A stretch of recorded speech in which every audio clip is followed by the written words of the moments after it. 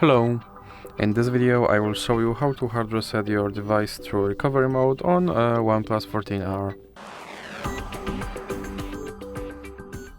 So you have to start by pressing volume up button and power button at the same time to open power menu and then select power off option.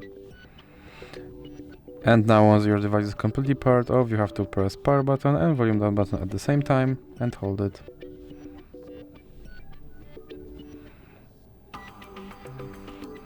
And once OnePlus logo pops up on your screen, you can let go of power button.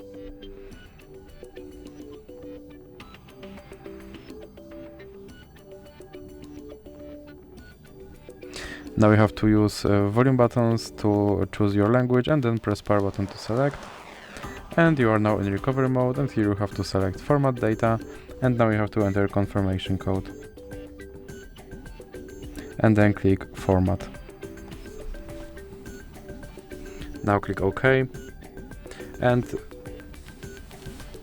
now you have to wait.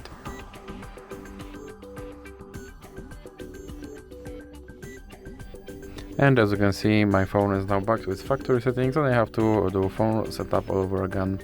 So that's it for this video. If you liked it, please remember to leave like and subscribe.